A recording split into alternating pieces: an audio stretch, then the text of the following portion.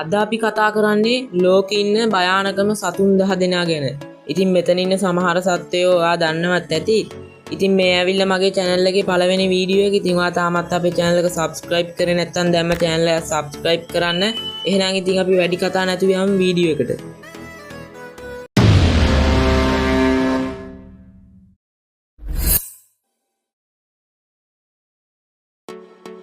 දහවනි ස්ථානයේ ඉන්නේ පෙට්ටි jellyfish එවත් box jellyfish. මරණ වසරකට දුසිමි ගණනක් සිදු වෙනව මෙම සත්වයා නිසා.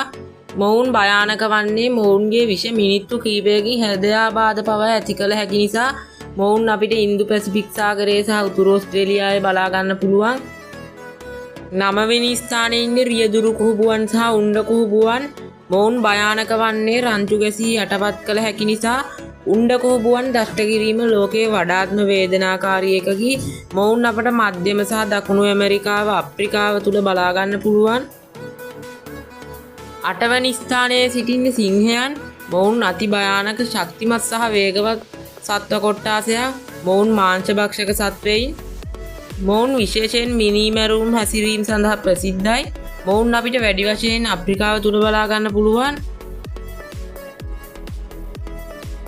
7 වෙනි ස්ථානයේ අපට බලා ගන්න පුළුවන් ග්‍රීස්ලි වලහා සහ හිම වලහා. මොවුන් අති භයානක වන්නේ පුදුමයට පත් කළහොත් හෝ පැටවුන් ආරක්ෂා කළහොත් ආක්‍රමණශීලී විය හැකි. මොවුන් අපිට වැඩි වශයෙන් උතුරු ඇමරිකාව සහ ආක්ටික් කලාප තුල බලා ගන්න පුළුවන්. 6 වෙනි ස්ථානයේ සිටින්නේ මෝරුන්. මොවුන් වසර 5-10ක් අතර කාලයක් තුල මාධ්‍ය තුල වැඩි වශයෙන් කතා බහට ලක් වුණා. මොවුන්ගෙන් වඩාත්ම භයානක වන්නේ මහා සුදු මෝරා. මොවුන් ලෝපුරා සාගරවල අපට බලා ගන්න පුළුවන්. 5 වෙනි ස්ථානයේ සිටින්නේ කේප් බෆලෝ. මොවුන් වසරකට ඝාතන පුද්ගල 200ක් පමණ සිදු කරනවා. මොවුන් භයානක වන්නේ අනතුරු ඇඟවීමකින් තොරව පහර දීමට දන්නා කරුණකි. තුවාල වූ විට මොවුන් ඉතා ආක්‍රමණශීලී.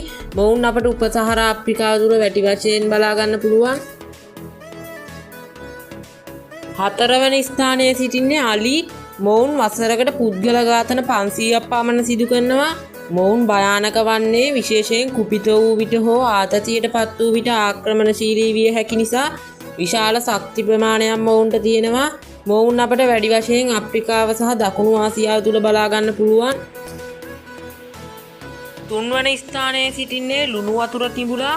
මොවුන් වසරකට 100 ගණනක් මරණ සිදු කරනවා. ඇයි භයානක වන්නේ මොවුන්? මොවුන් අතිශයින්ම ආක්‍රමණශීලී සහ භෞමික දෂ්ට කිරීමකින් මිනිසුන් මරා දැමිය හැකි මොවුන්ට. මොවුන් වැඩි වශයෙන් අග්නිදිගාසියාව සහ ඕස්ට්‍රේලියාවේ ඉන්දියාවේ සමහර ප්‍රදේශවල අපට බලා ගන්න පුළුවන්. 2 වෙනි ස්ථානයේ සිටින්නේ සර්පයන්. මොවුන් මරණ සංඛ්‍යාව වසරකට ලක්ෂයක් පමණ වැඩි කරගෙන සිටිනවා. වඩාත්ම භයානක විශේෂ වන්නේ අභ්‍යන්තර තාපායින් කින්නාගයක් යත් පරිමාණ වෛෆය කලාපය.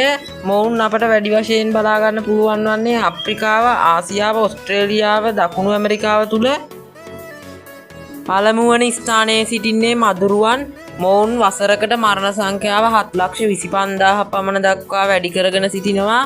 මොවුන් භයානක වන්නේ මැලේරියාව, ඩෙන්ගු, සිකා වෛරසය සහ බටහිර නයිල් වෛරසය වැනි මාරාන්තික රෝග සම්ප්‍රේෂණය කරන නිසා මොවුන් අපට වැඩි වශයෙන් උපනිවර්තන කලාප සහ නිවර්තන කලාප තුල බලා ගන්න පුළුවන්. මෙම සත්වයන් ගැන අපි ගොඩක් සැලකිලිමත් විය යුතුයි. ඉතින් ඔයාලට මේ වගේ වටිනා වීඩියෝස් ඉදිරියටත් මම ගේන්න බලාපොරොත්තු වෙන සිටිනවා. ඉතින් මගේ channel එක subscribe කරේ නැත්නම් දැම්මවත් channel එක subscribe කරලා bell icon එක all දාලා තියාගන්න. එහෙනම් තව වීඩියෝ එකකින් හමු වෙමු.